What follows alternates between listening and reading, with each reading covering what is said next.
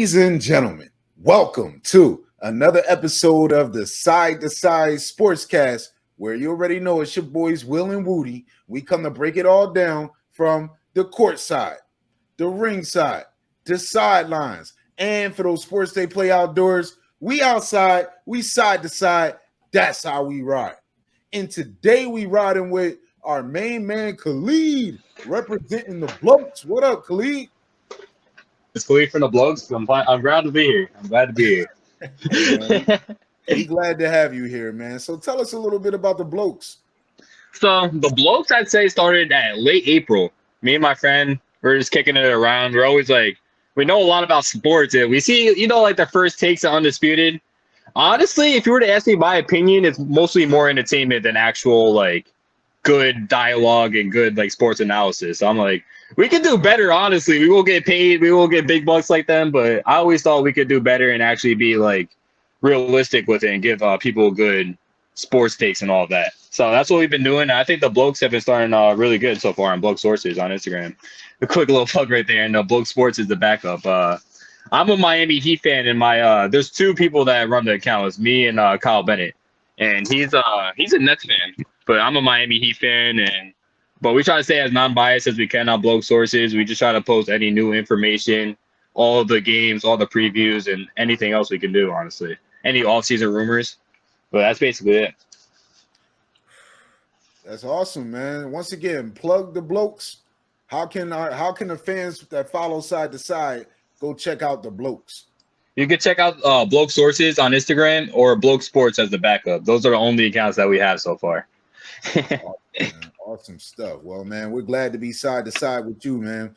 And glad to be here. Miami Heat fan, huh? Yes, sir. I know you guys have I don't know if you guys are Celtics fans, but I watched a couple podcast episodes and I saw somebody else who was a Celtics fan. I don't know if he was a guest or if he's one of the, you know who I'm talking about? Yeah, I do. Our boy CJ is a Celtics fan, and he unfortunately is unable to be on tonight. He'd be talking really hot to me right now, so I don't know if I should be glad or not. No, he wouldn't have nothing to say. He would be sitting here blaming Tony Brothers for the last loss. That's what he would be doing, blaming the refs for the loss. The weak way out. You know how they always do. When your team loses, it's the refs' fault, man. Yeah, that's true. I could even say I do that too sometimes. Not gonna lie. I think we all got a little bit of that in us. So you're a Miami Heat fan. Great run for the Miami. It's never this year. Yep, we had a great run this year. I'd say one shot short. It was a great year though. Not too salty about it. Yeah, man. One shot away from being in this very stage right now. Are you mad about the shot? All right. I'll tell you exactly where I was when it happened. We're getting a little comeback, and I'd say I was pretty angry with how the Heat played because if you guys remember, the Heat they started off a little lackluster, honestly. They've been trying to catch back ever since, and then they started catching up. And it was thanks to Jimmy once again. Jimmy's been carrying since game one of the playoffs, so you can't at the end of the day, you can't really be mad. But at the moment when you see the miss and then Jimmy brings it up and Al Horford's guarding him, and you see Jimmy, even with the Sixers, he had the same exact type of play. Like, there was the same exact type of moment. And he took it in and tied the game up. Too bad Kawhi hit the three, but he could have just done that. He's one of the best free throw getters in there, like foul baiters in the game, too. He could have done that. But he made the same 3-point earlier in the game, too. And he was the reason why we're there, I'd say. So at the end of the day, you can't really be mad. We just got to give him another star at the end of the day, I feel like. Oh, man, you took the words out of my mouth. You can't really be mad at him. What were you about to say, Woody? Look like I took the words out your mouth. No. I mean, I respect that. I respect that opinion. Another star would be great because they are a good team. Like I truly believe they could be one piece away. But your boy, I don't know if he's your boy, but he's somebody's boy. Tyler Hero, like I feel like he is, just talking and trying to get paid. I mean, I feel like he's causing a lot of commotion down there in South Beach. It hurts because I'm a Tyler Hero fan, but I don't know if it's more injury or just not being as locked in as he was in the regular season. Because in the regular season, he was a whole different player, but he had a hamstring injury, or I think it was a groin injury. Now I think about it, it's a groin. Definitely a muscle, yeah. Yeah. So it definitely would affect you on a playoff status and make you decrease in what you play. But I don't know. Just what I saw from him, I was still kind of disappointed. And the same thing for Kyle Lowry too. Kyle Lowry gets paid so much money and to see what he did, like he had a big return. I think it was game 3 against the Celtics. That was a big game, but then ever since he really didn't play too well. So I'd say Kyle Lowry is my biggest disappointment, but Tyler Hero, hopefully, if he doesn't get traded next year, I wouldn't mind seeing a good playoffs from him. But who knows if he gets traded or not? I do think his growing got in the way, but he did seem to come up a little bit short in these playoffs. We'll never know. I guess we got to wait until next year. And he is flying around in trade rumors right now. So let's say you were going to part ways with Tyler Hero, Khalid. What type of return would you want to see? If you're going to give up Tyler Hero and something else, who do you want to bring in to South Beach to make a run at it next year with Jimmy and Bam? Tell me if I sound crazy. You guys probably heard this a lot, but I love Donovan Mitchell. If we could make a trade package for that, it'd probably take a good amount, but I love Donovan. I think he'd be the perfect piece for what the Heat need, honestly. That's not crazy at all. I actually, in one of our side-to-side sports groups, I wrote a little something about it that I think that is a rumor that you can almost seal, sign, stamp, and deliver. I think that's going to happen. I think the Utah Jazz are ready to move on from either Donovan or Rudy Gobert. They want to stay young. Tyler Hero seems to be like he'd be a good fit in Utah, and you get Donovan Mitchell. You put him in the backcourt with if you bring Kyle Lowry back again. I mean you got a nice little trio there with Jimmy, Bam, and Donovan Mitchell. You got that bona fide scorer that you need. So I think that could be a good fit if it happens. What do you think? That's what I'm saying. I think it's amazing. Yeah, like Donovan Mitchell, that's literally what the Heat need. Like they're a great defensive team. They're locking guys down.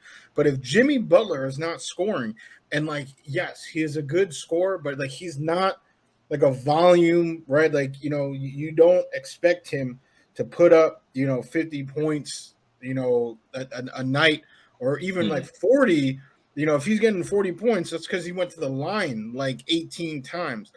Donovan Mitchell is somebody who can legit get hot, open up the floor for everybody by stretching the floor out, right, and hitting deep threes, and can actually erupt for 45 anytime that he's feeling it. Like, I think that is a game-changing player to have for this team that is definitely, in my opinion, one Donovan Mitchell away from being in this finals above the Celtics.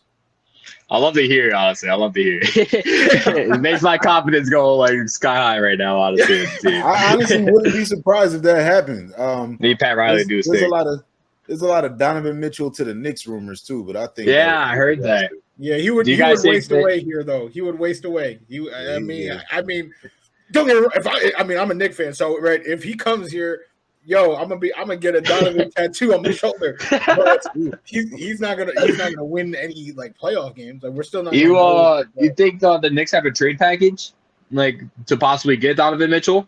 And that would include RJ Barrett, which I really would not think is I don't know. That wouldn't be the best thing for the Knicks. I feel like to give away RJ for Donovan. Like Donovan is a great player too, but like, do you think that works out? Or I want to hear what you guys think, honestly. If I get trade Julius Randle, his mama, his grandmother, everybody over there, I would definitely trade Randle. But RJ, I mean, if we're talking like RJ and like some bench players, like so that's like kind of like straight up for Donovan. I mean, Donovan is established, right?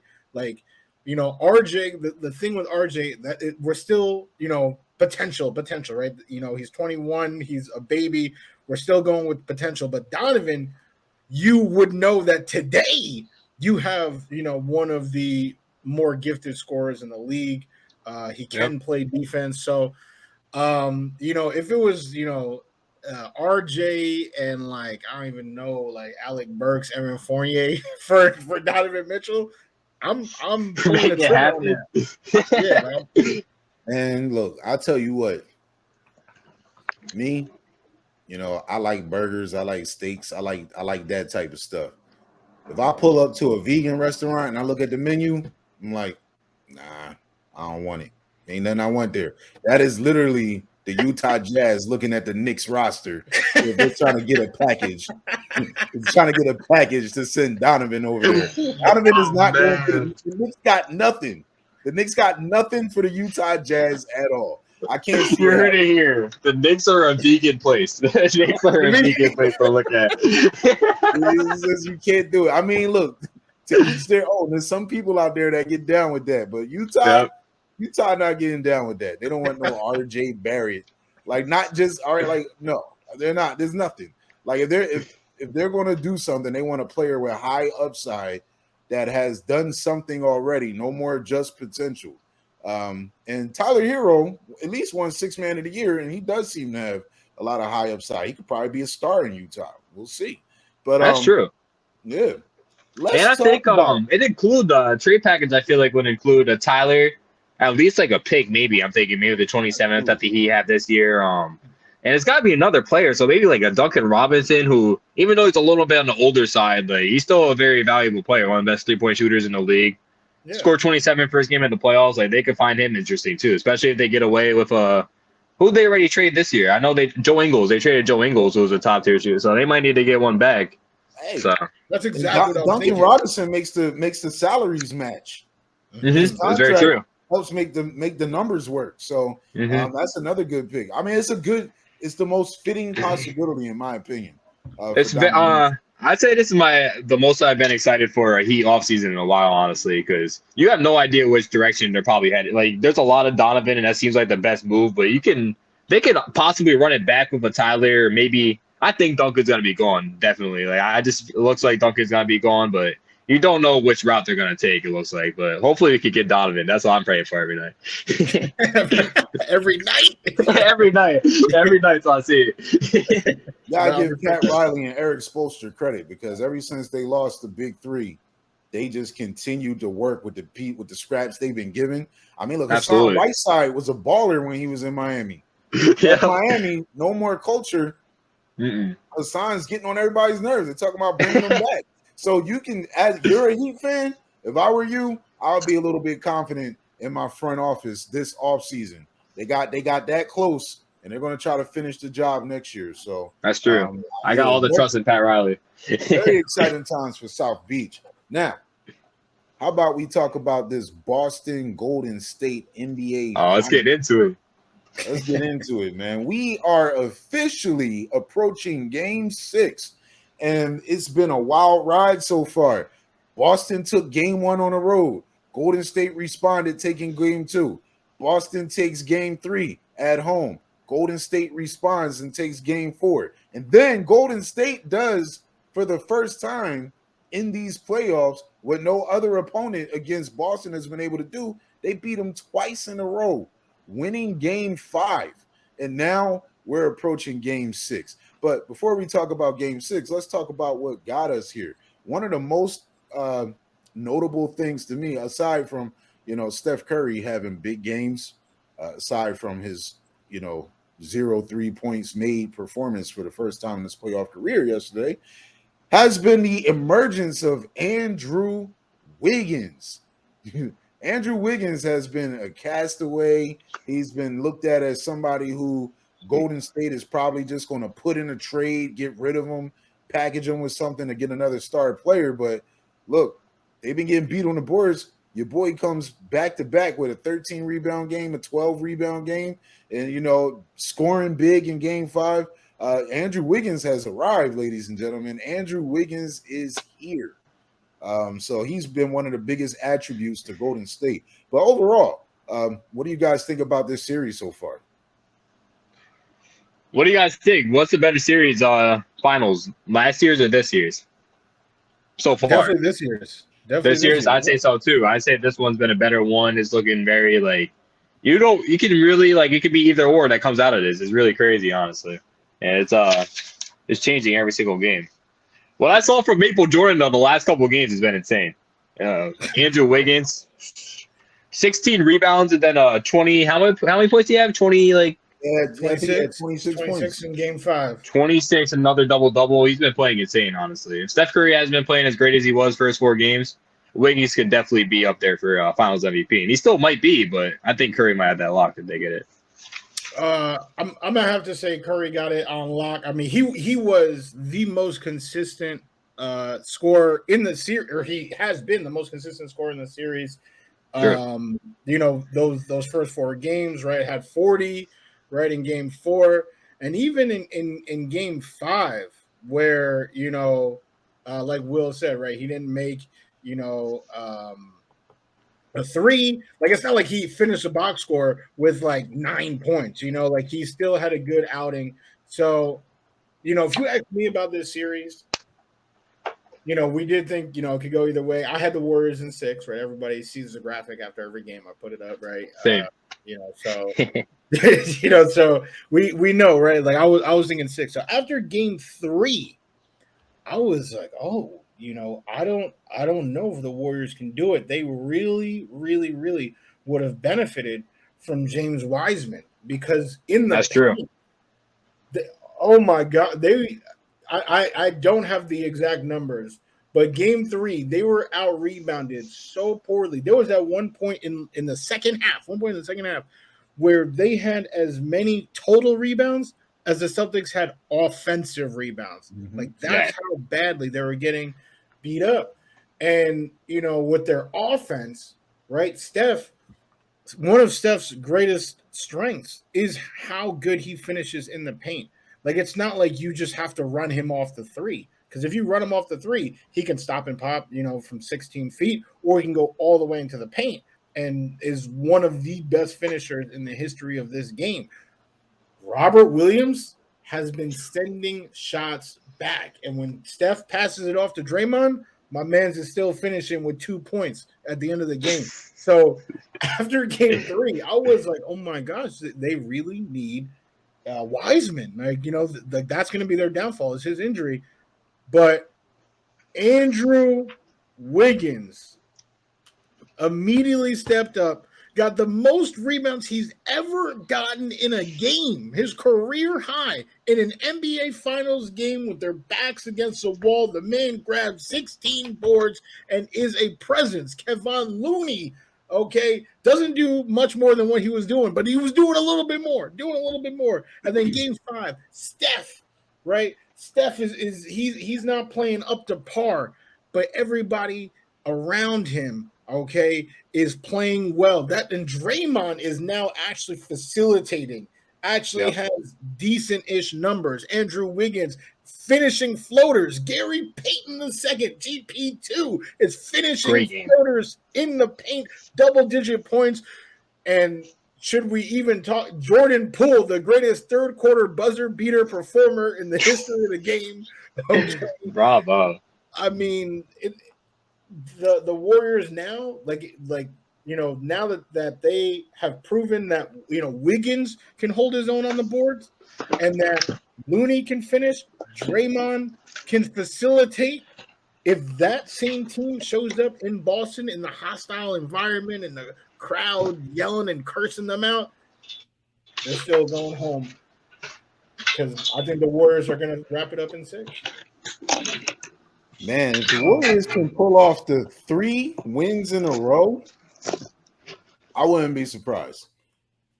I just don't think it's going to happen. But I'll tell you what, one thing that we have to acknowledge is the coaching of Steve Kerr. Because Steve Kerr has adjusted his game plan even during games. Like, he is putting a true coach's tape on display. And a lot of people like to say he took over Mark Jackson's team. I'm guilty. I said it at the beginning, because Mark Jackson really developed those kids.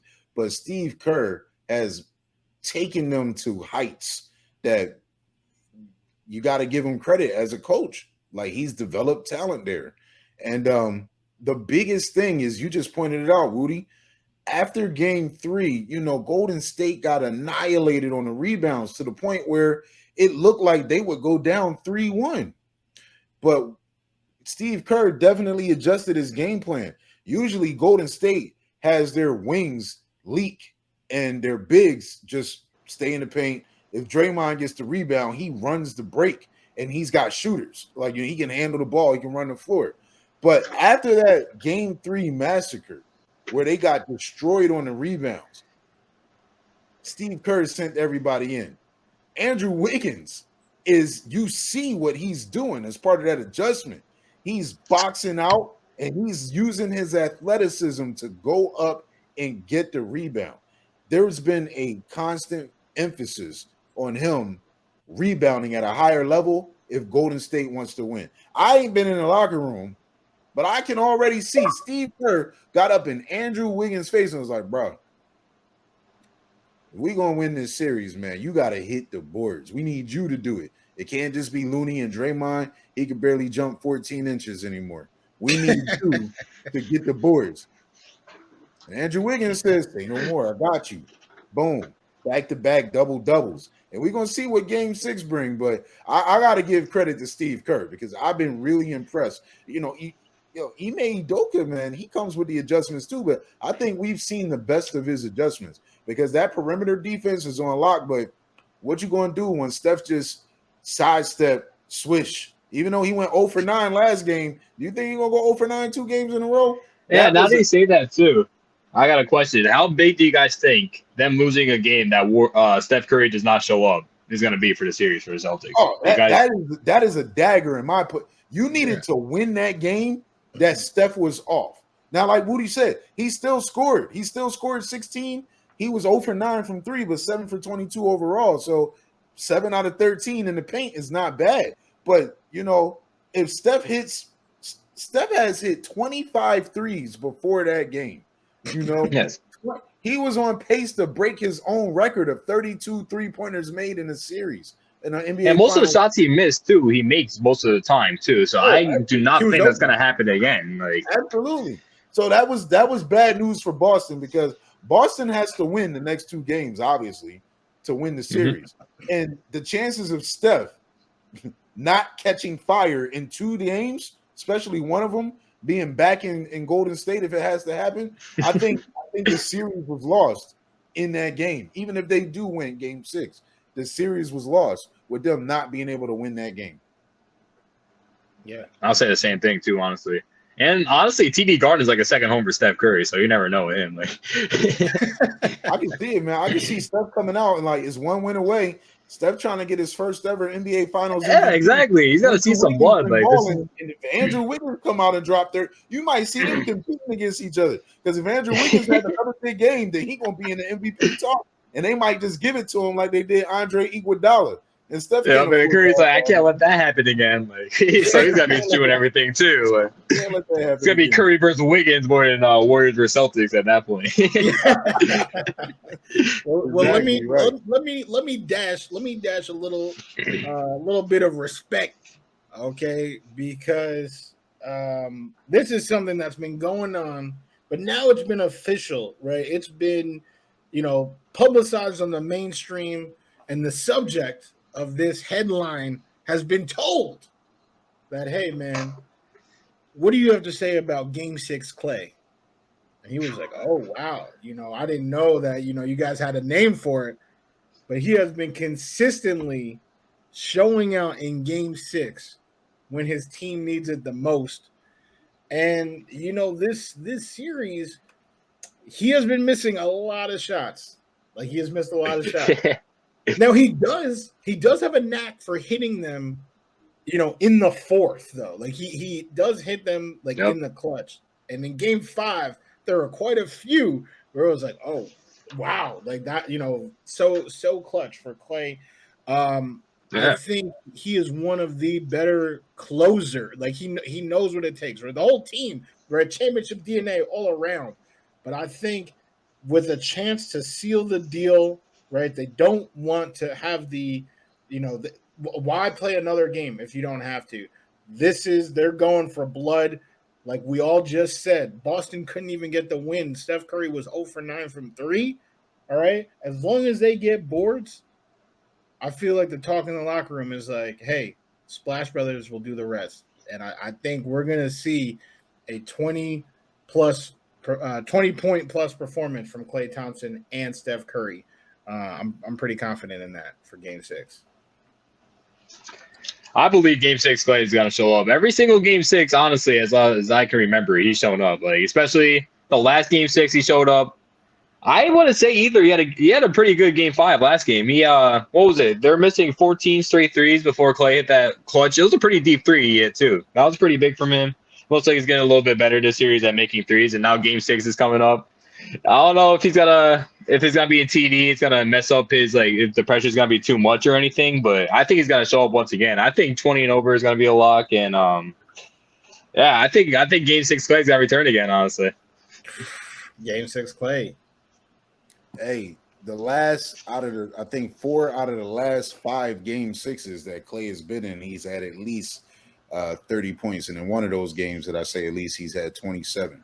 So game 6 Klay is a real thing over the past 4 years.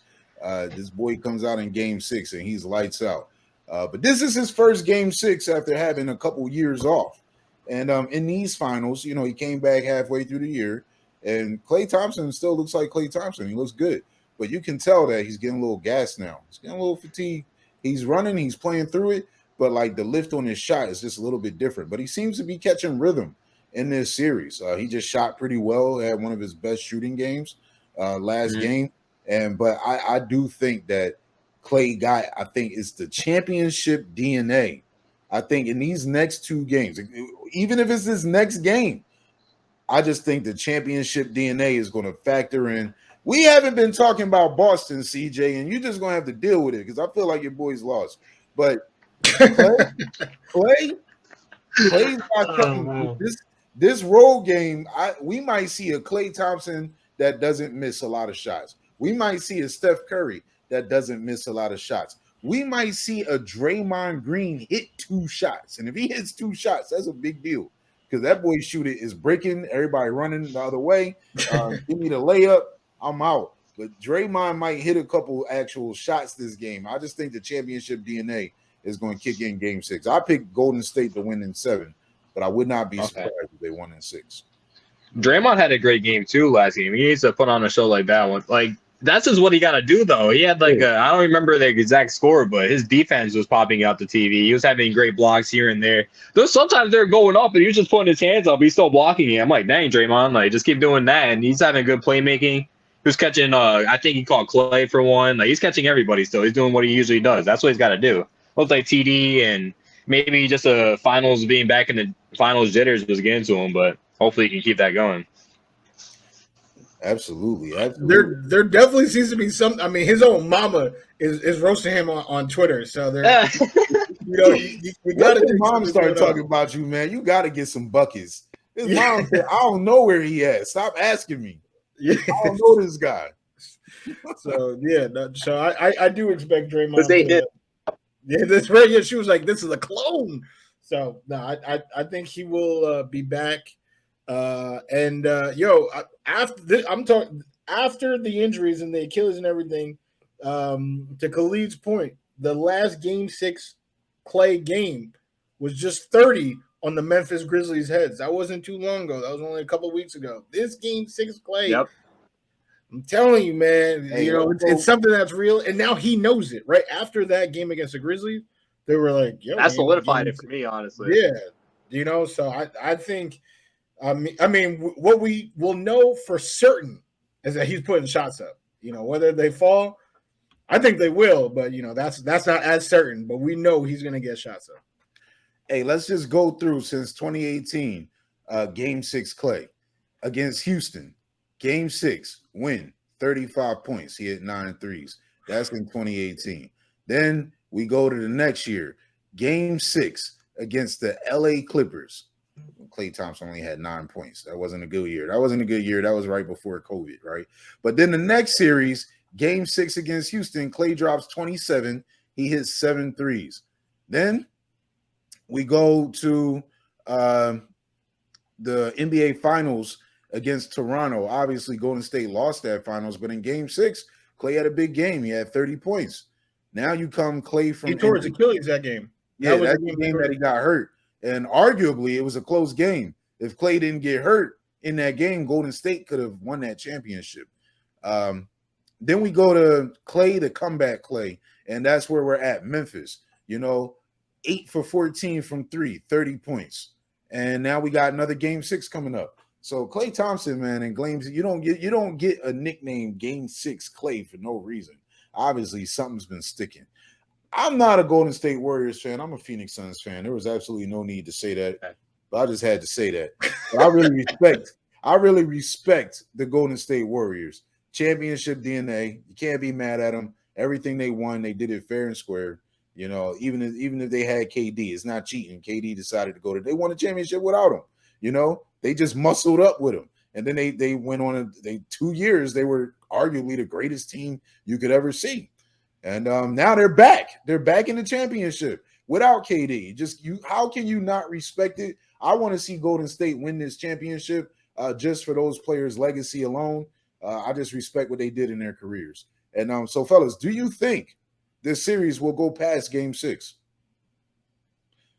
Now, I know you guys picked the series to go 6, but let's be honest. You know, Okay. Do you think Golden I'm State not gonna can have win any it bias. 3 times in a row, though? 3 times in a row. Do you think? Because it would take a 3rd consecutive victory against the Boston Celtics, which I don't think the Celtics have lost 3 straight games since the year 2022 came in. Do you think it can happen in these finals? Yes, I'm saying it. I think so. Okay. What about you, Khalid? I've been saying Warriors in 6, and I don't want to hurt my dignity and now say Warriors in 7 just because I already had that pick. But Celtics just won or lost back-to-back games in a row, which hasn't happened since, what was that, like March or something? Was the last time it happened? You know they're gonna take that personally. Ime Udoka is gonna. He was sick. You could tell during the whole entire game he was not liking what he was seeing. Like he's going back to the practices. He's probably screaming at everybody as we speak. But the chances of Stephen Curry having 2 bad back-to-back games is also very low too. So I know Stephen Curry's gonna be coming out with a fire. I know Klay Thompson is gonna be coming out Game 6. Klay Wiggins now has his Maple Jordan confidence back, so I know he's gonna be. And Draymond Green, he just really wants to get another ring and shut everybody up and just go do the offseason, do all of his videos, all he wants to do. So it's really I know this one's gonna be a close game. We've always been saying like, oh, this one's gonna be a close game. I feel like, but I really want to say this one's gonna be a close game. And if I'm gonna have to pick one, even though I was saying Warriors in 6, I just feel like inside I feel Celtics next game. But I can see Warriors. I can see Warriors getting it too. No, listen, but that's fair. That's fair. I can agree. I do think the Celtics, I think this game is going to be close. I think you're really going to get a championship performance out of the Golden State Warriors. I don't think this game is going to be lopsided. I think they're going to they see blood. I think they smell blood. I think they're going to go for the kill. But this series has always come down to the consistency of the role players. And it seems like when the Celtics get hot, they get ridiculously stinking hot. And I think this might be one of those games where they start cooking a little bit with gas. Marcus Smart just throw up stuff and it falls in. Like he said his prayers the night before and Jesus just answered or the Lord answered, right? But then Marcus Smart throwing up stuff and it's going in. Derek White throwing up stuff and it's going in. Al Horford throwing up stuff and it's going in. Then you got Grant Williams in the corner in. And they haven't been this consistent. That's why they're down 3-2. But they need one game. All this gives me PTSD because I went to Game 4, Miami Heat versus Celtics in the TD Garden, and that was exactly what was happening. Every shot they were putting up, cash. They were as hot as could be that day. It was giving me PTSD as you speak. Like it's been all throughout the playoffs. Even against the Milwaukee Bucks, it just seems like when they need to have that game where everything's just clicking. And it's ridiculous shots too. It's not like they just grind and just get to the Marcus Smart. They're just like shoot it in. And it's like Marcus Smart. It's like Marcus Smart. When you learn how to shoot, man. Like, we used to beg for you to shoot. Bro, you saw that shot with Marcus? He was like behind the backboard and throws it up and it switches. Like, what is this dude doing? Right. Like, I don't really get it. Maybe it's the Irish luck of the Celtics or something. I don't know, but I can see a lucky Game 6. I can see it. I'm actually hoping to be wrong. I would rather this series to be over. Thursday night, 9:30 p.m. Tune in to Game 6 of the NBA Finals and let us know what you think. Respond to our thoughts on the game. But how about this? how about we take a small trip over to the sidelines real quick just to talk about one thing. Now, it's the NFL offseason, and there's something that's unique happening in the football world right now. Wide receivers are commanding to be respected in the bank account. It's like happening at a high clip. Players leaving teams because they want their money, leaving good teams, to go to teams just to get paid. It's happening right now. It's happening at a high clip. And if we look at the 2019 NFL draft class, there was a couple ringers drafted in that class who are, demanding payment right now. So let's look at that draft class in the first round. We got Hollywood Brown. Hollywood Brown, drafted by the Baltimore Ravens. He's now in Arizona, but he's playing. He's not holding out. But when you get to the second round, you really get the players who have made a name for themselves that are going to be high picks on people's fantasy teams this year. You got Deebo Samuel. Outside of Deebo Samuel, you keep going down the list, and we got our boy A.J. Brown, who is going to be representing the Philadelphia Eagles this year. And then we've got DK Metcalf as another player, and Scary Terry representing the Washington Commanders. These players are holding out. They're demanding to be paid. And these teams have a decision to make. The market on NFL wide receivers now, 25 plus million if you want to keep a top tier wide receiver right now. Do you guys think that these players are worth it on their respective teams, or should they seek to trade them, during this offseason and just it's all Christian Kirk's fault because he got, let me not say it's not Christian Kirk's fault. I was about to say, is it his fault? Somebody paid me that much money. It's not my fault. Yeah, no, that's a fact. It is the Jacksonville Jaguars' fault. Shad Khan is the worst owner, maybe in all of pro sports. He literally has no idea what he's doing. And yeah, now he messed up the market, and now all these people want to be paid. Tyreek Hill, right? That might have just ruined the Chiefs dynasty because he wanted to be paid, right? And for all of these young guys, right, who, you have your rookie contracts, and most people don't make a peep, until it's time for that fourth year where, okay, are we opting in? And what's my future look like? And for all of these guys, their stories are actually kind of similar. Aside from DK Metcalf, I would actually say everybody else is pretty similar. All right. They are far and ahead the number one receiver on their team, and their usage is so high. Like the offense without Terry McLaurin probably looks like what our offense would be if the three of us were to suit up right now against any NFL team. Okay. The 49ers, how they use Deebo, they are so reliant on Deebo that they're not even just throwing him passes. He is actually rushing, right? Like he's like the first dual threat. Like he is being used in every single capacity. He's a decoy. He is everything, okay, for that offense. And then A.J. Brown, who, they thought they had Corey Davis, who was never a number one receiver. He's still not a number one receiver on my chest. They got Julio. Imagine if they had received Julio in 2014 instead of the Julio of 2021, who is a shell of himself, not even on the team right now. So A.J. Brown has been carrying that offense, carrying Ryan Tannehill, who is not good. He's actually bad. Okay, that's another connection between these three guys. All three have very bad quarterbacks. And you're expecting me to continue wasting the prime of my career? I'm seeing Justin Jefferson gritty all over the place. Jamar Chase is uno. He's a superstar with Joe Burrow. And we don't have duos. Deebo Samuel has no duo. Jimmy G is no duo. Ryan Tannehill is trash. Okay, the Commanders have been through a new QB every year of Terry's career. So, either pay me or I'm going to walk and go somewhere where I can be paid. And AJ did that. He successfully got the bag, 25 mil. The boy, he's out here chilling. We'll see what happens with Terry. We'll see what happens with Debo. For DK, I mean, now, they got rid of Russ. So now, he's bugging. But he's never been, Tyler Lockett, like they kind of together have been a duo.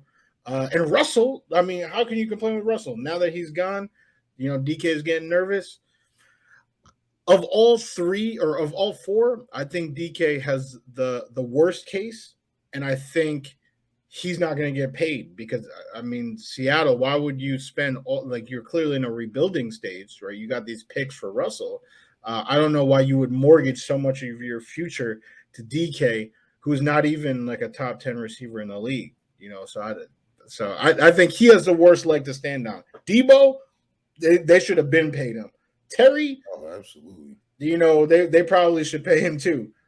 AJ got paid, so that's done. But DK, sorry, man. You know what's crazy? I want to ask you this question, either one of you. Do you consider Deebo Samuel and Brandon Ayuk a duo? That's a great question. That's a great question. Yeah. Yeah. Well, think about this. I'll tell you why Deebo's mad. Because even if they are a duo, Brandon Ayuk makes more than him. What in the world? Deebo come to work every day, doing everything this team needs, running the ball from the backfield, breaking tackles, trucking people, catching passes, hurdling people, catching touchdowns, making first down after first down. And Brandon Ayuk, Deebo was carrying so hard. What you Deebo was carrying so hard that season. I felt bad for him, honestly. Like I really felt bad for him at the end of the year. Like when he was crying, like I'm surprised. It looks like he's got to be a 49er next year, but I'm actually surprised that's gonna happen. Like I thought he was gonna bounce. Like all right, I seen what I saw. It's time for the leave, but it looks like he's gonna run it back with them. So that's Well, the NFL they have a lot of leverage in the contracts. I mean, you can hold out and throw a hissy fit if you want to. At the end of the day, you can't pull a Ben Simmons in the NFL. You just can't. Yeah, that's true. You'll get fined. You'll be out of money. Your contract is not guaranteed. And you can do what you want, but you're only wasting your own time. So it comes to a point where the players have to be compliant. They make their case, but they have to be compliant. We see that happen. And Deebo's showing up to do the bare minimum, but he wants his contract because let's talk about some of the wide receivers that make more money than him. I don't know if you guys know who Olamide Zaccheaus is. I do. Yeah, he's on the Falcons. And for God knows what reason, he makes more money than Deebo Samuel. You think that doesn't drive him crazy? N'Keal Harry, Arizona State former star wide receiver / bust receiver for the New England Patriots, makes more than him. Calvin Ridley makes more than him. Not even playing, That's just to name a few. Calvin Ridley's actually pretty good. But the rookie who was just drafted in the second round, Christian Watson of the Green Bay Packers, didn't even take a snap yet and makes more than Deebo Samuel. This is why Deebo got a problem. Deebo got a problem right now, and the 49ers, you got to fix it unless you think you can get that production from somewhere else. But the market is so lopsided. You got at the top of the market, Deebo wants to be up in these top 5 numbers. You got Tyreek Hill making $30 million a year. That's quarterback money now given to a wide receiver. Devontae Adams making $28 million a year. DeAndre Hopkins making $27.2. Cooper Kupp now making $26.7. Hey, the fact that the 49ers waited, now they got to try to push him above Cooper Kupp, or at least in that market. AJ Brown making 25. That is the top 5 paid wide receivers in the NFL right now. And Deebo wants to be paid like a top 5 wide receiver. So the longer you wait, the more it hurts. It's interesting to see what they do with him. But just to answer your question, I'd minorly say that him and Ayuk are a duo or consider a duo, but I know it's mainly Deebo carrying, so that's how I'll end it at. I don't know how. That's it. Honestly. I mean, yeah, and George Kittle is right there. I mean, I feel like George Kittle. You're talking, pass catchers, fantasy relevant. I mean, before this past year, Kittle was the most fantasy relevant 49er since he's been in the True. league. He's still a top 2 tight end, debatably top 1. I don't know what you guys think. No, I got Kelsey 1, but I got Kittle 2. I literally Kelsey, Kittle, Waller, Andrew. From there, you can say whatever. But 1 and 2, I think. Exactly. Kelsey and Kittle for sure. So, I don't know if I can throw, but Ayuk, he's coming into his own. So I'm not trying to disrespect Ayuk, but I'm also going to say in the same breath that they are not a duo. Right. I mean, that's why I asked the question. Just because they play together doesn't make them a duo. But exactly. Debo probably says they ain't no damn duo. He make more than me. That's probably what Debo's saying in the front office. He make more than me. Like, what y'all want from me, man? How many handoffs you give him? None. How many you give me? That's not even my role. This is literally the NFL business side of things. This is why players get mad. Because in NFL, they're going to try to juice you for all they can get before they have to pay you.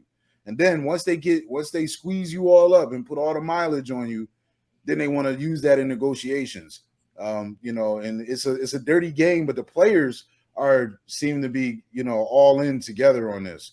It's very consistent. You even got Dalton Schultz holding out. He's like, wait a minute, you use me more than you were supposed to. I'm holding out, but we're not going to talk about him right now. That's a little segue. But as far as these 2019 wide receivers, it's getting absolutely crazy. Yeah, it is. People want to get paid, so we're gonna keep our eyes peeled and see who gets the bag and who's just chilling. I really think Debo needs to get paid. He's getting paid by somebody, and Scary Terry. I don't know. That's a coin flip. DK, I think he's gonna be out of luck. And you know what? This doesn't have to do with the 2019 class, but I just want to give the LA Chargers some props. Because they avoided this whole situation. When it was time to extend Mike Williams, they did. When it was time to extend Keenan Allen, they did. They're paying both of them $20 million, but that's $20 million for 2 wide receivers when you got Tyreek Hill making $30 million all by himself now. And they got 2 wide receivers and they got cap space. So that's how the business has to be done nowadays, ladies and gentlemen. You can't wait until the end of the tape to decide what you're going to do when you have elite talent. You got to give them that extension when they're going to be ready to take it, because the NFL players actually don't want to bet on themselves. They'll bet on themselves if they have to, but they rather get the security as soon as they can, because that injury is always looming. Mm-hmm. And it just doesn't make business sense now to wait until a player gets to the end of their contract and then franchise tag them and make them play under the tag unhappy. And then just it's a mess right now. It's a mess. I think it's going to lead to a lockout, to be honest with you.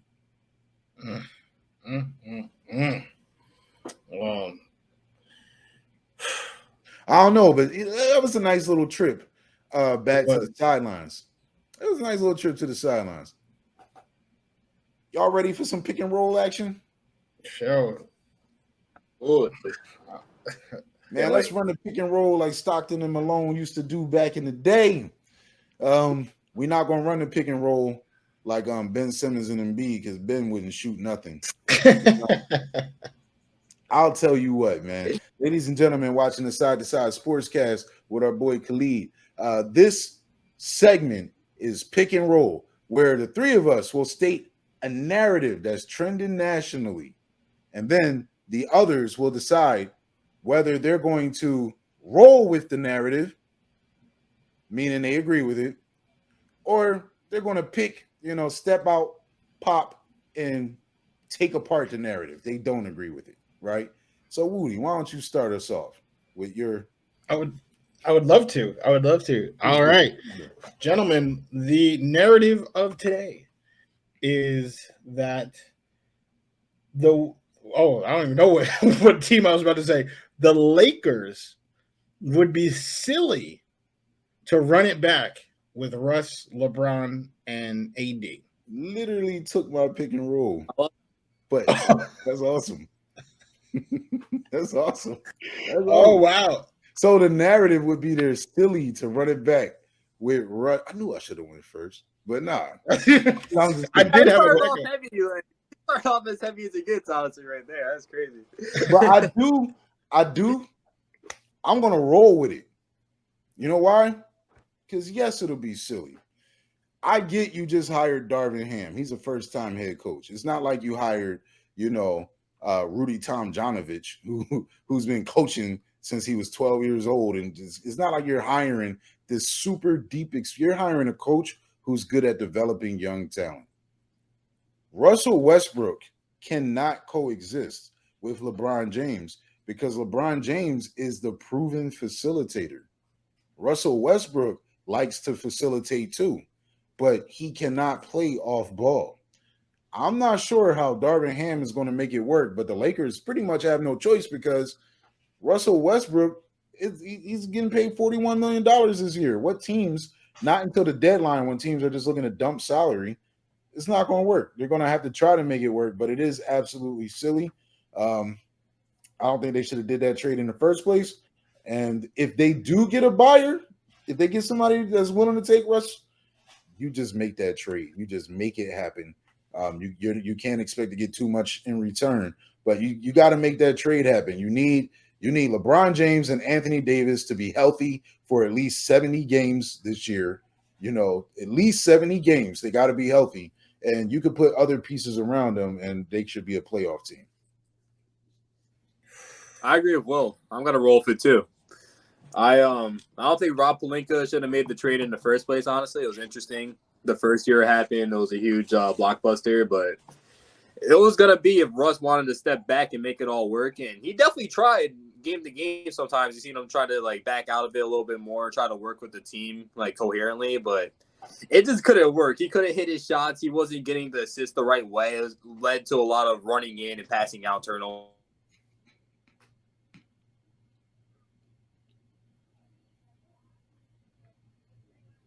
It back, it seems like, but it won't turn out too well. I don't think so. Russ, it looks like he's gonna have to be on a statement comeback year. He's definitely gonna take off last year personally, but I'm just not gonna see how he does it. I'm gonna have to see it. But I'm gonna roll with that, honestly. I think Russ should not be there currently.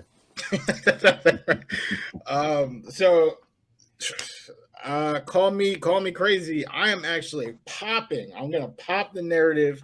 I'm popping out, and I'm saying, let's run it back. Let's run it back with this trio because AD wasn't there. When we have seen AD and he was healthy and he was playing, they won a bubble championship.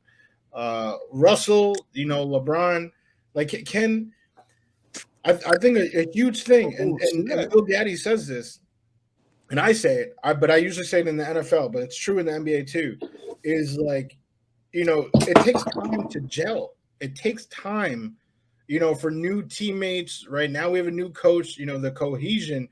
If you're just switching the parts and just, keep rotating around LeBron and AD every year, you're never going to get the results that you're looking for. I mean, look at the two teams that are in the finals right now. Those cores have been together for years, and it shows on the court. Okay, yeah, there are games where they have turnovers or whatever, but they play like such a functioning unit. You shouldn't be looking to replace the Jason Tatums or the Steph Currys of your roster. You should be out there hunting for a Derek White to make a difference the way he's made such a difference for the Celtics, or, a Jordan Poole for what he's done for the Warriors. So I'm gonna pop it. I think run it back with those three. I think you can find a way. It's clearly tough because for the reasons that you guys both said, Russ and LeBron are both on ball. But maybe just have Russ put up 10,000 jumpers this summer. Can you do that, Russ? Please, can you do it? Or however they can. I think they still can. Change the role players, but let's try to keep some sort of continuity because LeBron's clearly, he's trying to ring chase. You're shooting yourself in the foot by switching the roster so drastically every year. I agree. And listen, hey, Khalid, man, I just need you to clap with me. You don't know why, but like we gotta clap for Woody. I'm gonna tell you why, man. Oh my God. No, I don't know if you know Woody. Maybe you do know, because when you said it, you probably spit up in your mouth just a little tiny bit, right? It probably came up like because you actually said it, man. I'm so proud of you, bro. Hey, it was like 53-20 something. Woody said the name LeBron. He didn't say LaQueen. He didn't say LaFlop. He didn't say LaFraud. He said LeBron. Oh my God. I don't know what's gotten into you, bro. I don't know what's gotten into you, but holy crap. That's going to lead me into my pick and roll. We're going to center it around that man right there, LeBron James, right? Now, this isn't a nationally trending story right now. It's a rumor pretty much started by myself, but others have begun to speak about it on the radio. So it is a trend. It is a topic that's growing. And the rumor is that the Brooklyn Nets should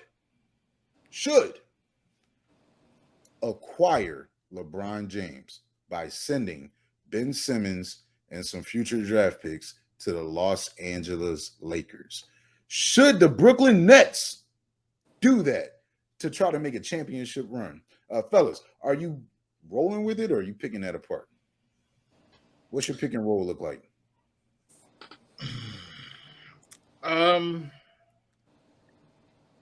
You know what? I'll roll with it. I'll roll with it. Okay, we're saying Ben Simmons and some picks for to get LeBron to join KD and Kyrie. Is Kyrie there in that scenario? Yeah, no, Kyrie. They would keep him. Yeah, that's a pretty incredible trio. And that's right. That's what LeBron needs, right? He needs an incredible trio. That's his only chance. So I think to do that and, still have guys like Seth Curry, different guys that can, they would definitely need some more depth, right? Because it's just Steph. But I would say to get that trio together, right? Get some depth pieces. Now you have a championship team, and LeBron is actually playing now with, Kyrie, who they've already been here before. They've been to multiple finals together, and KD. Is there a current player? Well, Steph Curry is probably the answer to this question, but other than Steph, that LeBron respects more as a peer than KD. Steph. Maybe Giannis, but to get that trio together, I feel like the respect, the camaraderie, the chemistry would definitely all be there. So I think that I will roll. I'm going to roll with it. The Brooklyn Nets should trade Ben Simmons and some picks to the Lakers for LaQueen James. Oh, he couldn't do it twice. Okay, I'll take it. That's a tough one.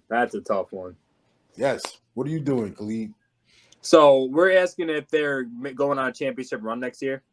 Well, should the Brooklyn Nets, if they want to try to make a championship run, should they trade Ben Simmons and picks? A package around Ben Simmons to LA to bring LeBron James to Brooklyn. What? Oh, I did not know that's what you guys were asking. Oh my goodness. Yeah. Come on, talk about it. Woody, how you feel about that? I don't know how to feel about that. I was rolling with it. I rolled with it. I said, that would be an elite trio. I think the chemistry would be there off the bat. Every All-Star game, LeBron picks KD, literally his first pick.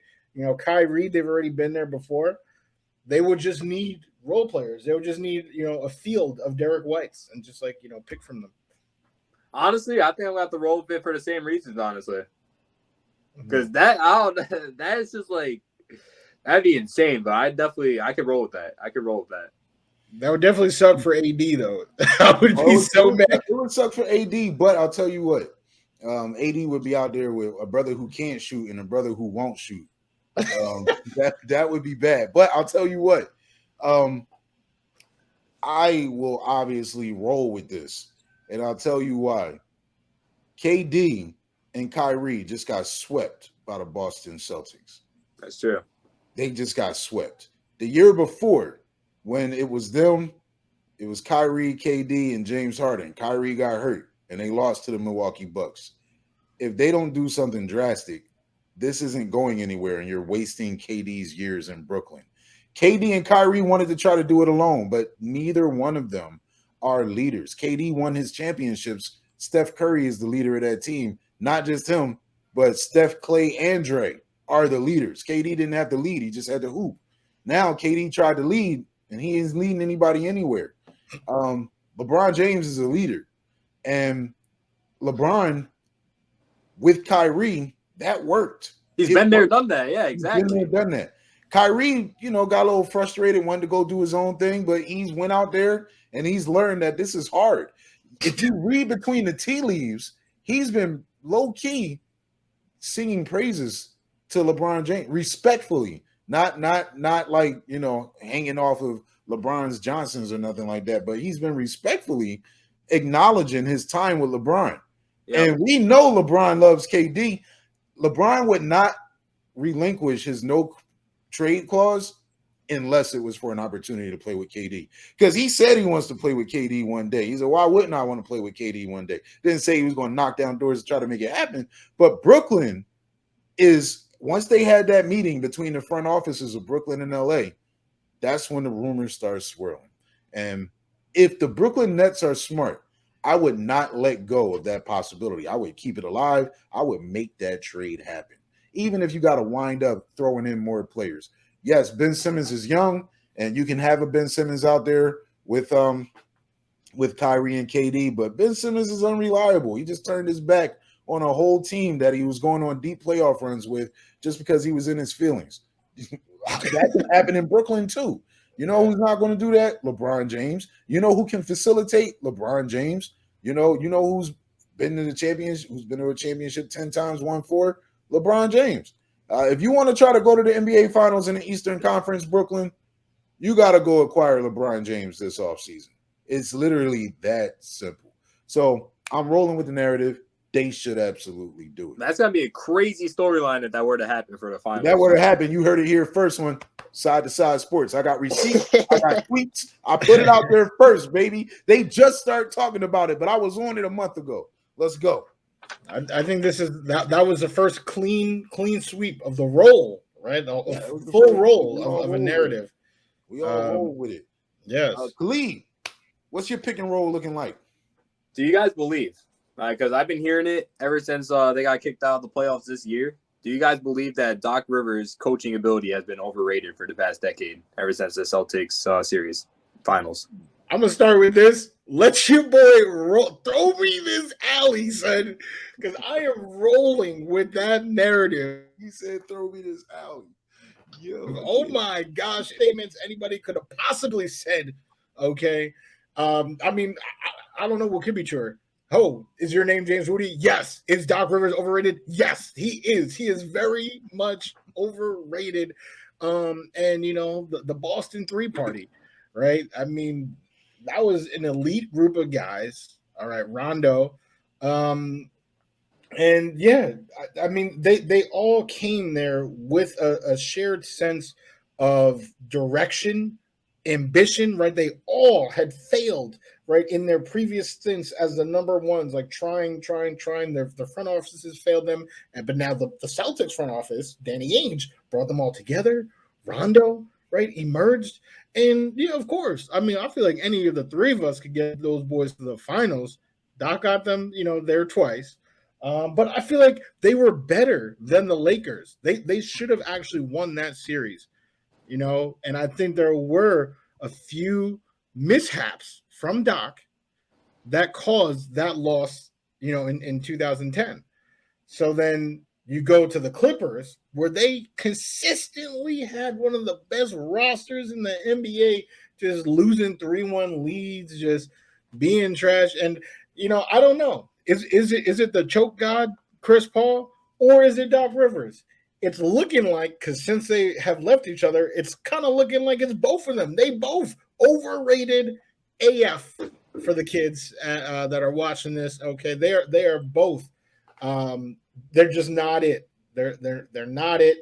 Doc certainly ain't it. Chris Paul, at least we've seen Chris Paul. He literally made the Thunder relevant for 1 year. Then he left, and then they went back to being absolute nothing. You know, the Suns, what he's done for the Suns. Great. Oh my God. Regular season legend, Chris Paul, Hall of Fame. Put him in the regular season Hall of Fame, Chris Paul.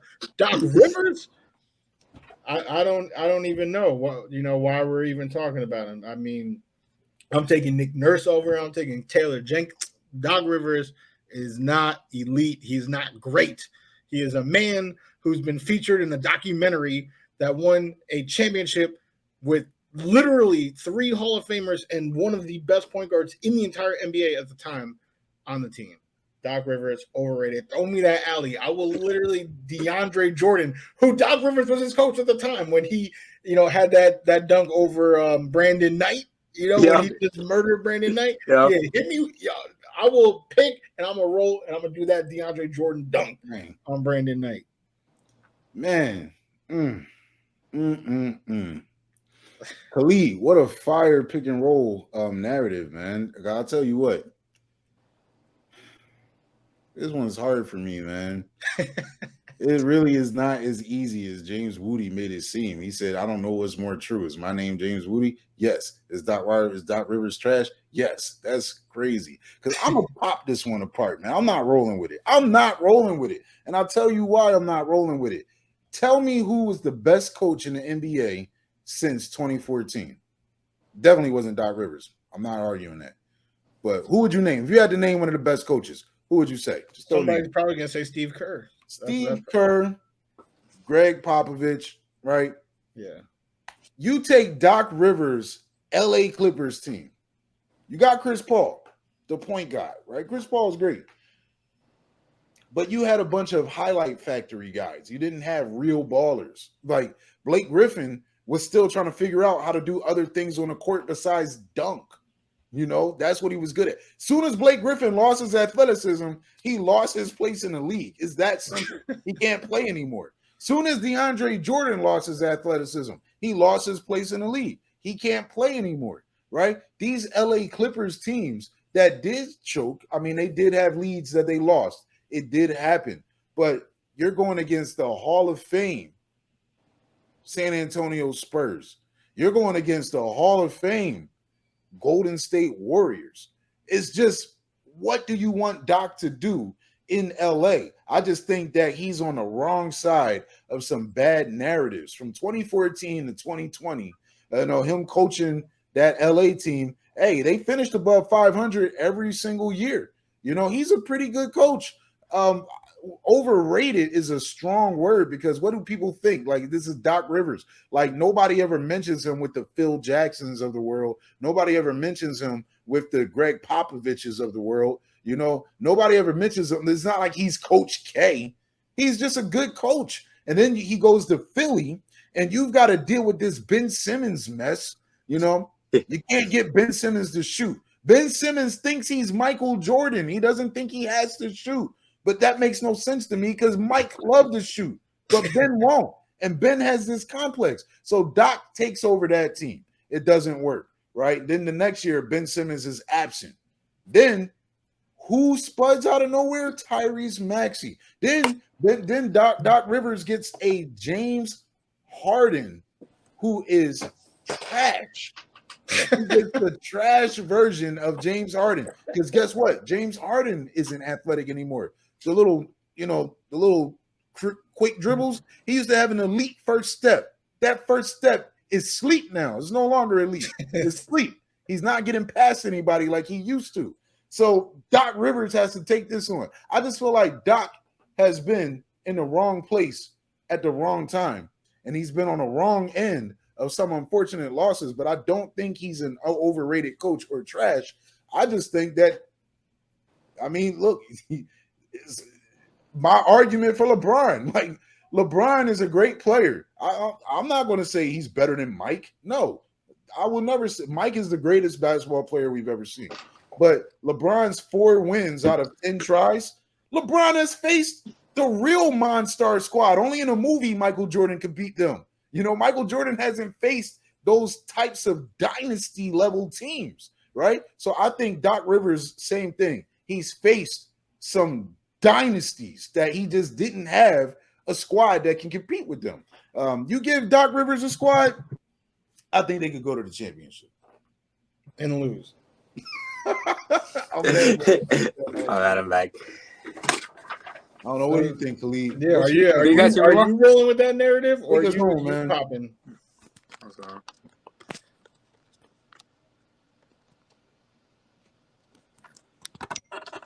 Might have to pop your Wi-Fi provider. Oh yeah, there you go. Can't hear anything right now. Oh, okay. Yeah. Can you hear us now? All right, he is out.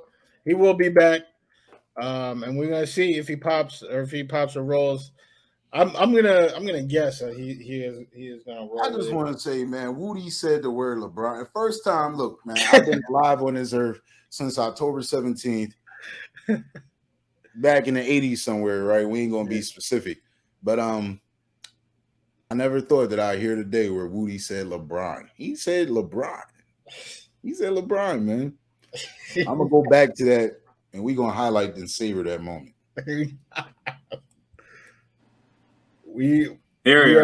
Yes.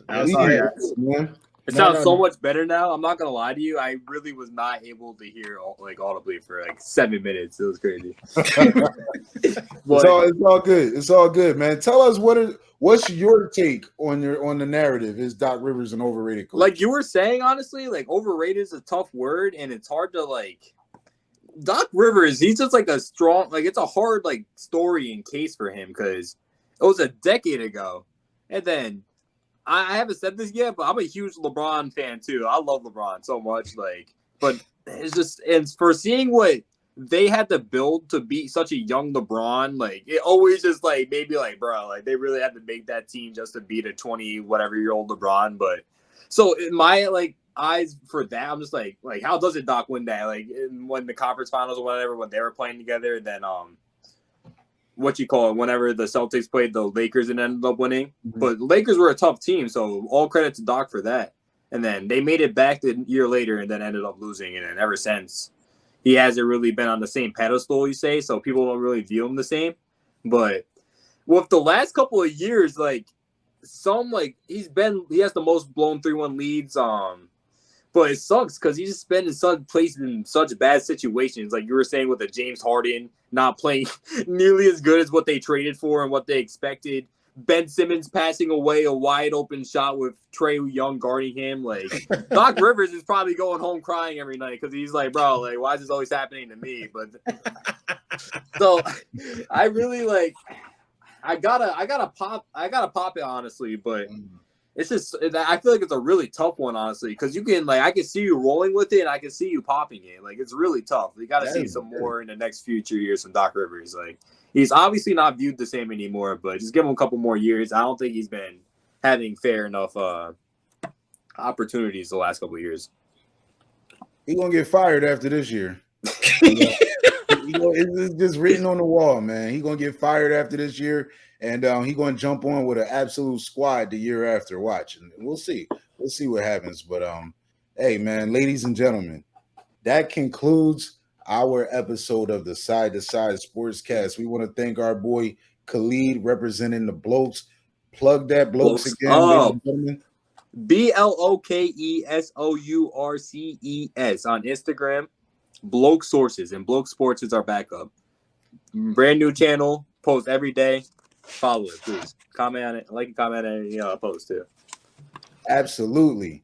And hey, ladies and gentlemen, we want you to come on the Sportscast with your boys. Call it how you see it. Call it how you saw it. Call out those who didn't see it how you saw it. Represent what you thinking about what's taking place in the sports world today. We want to hear it. But until we see you, we out.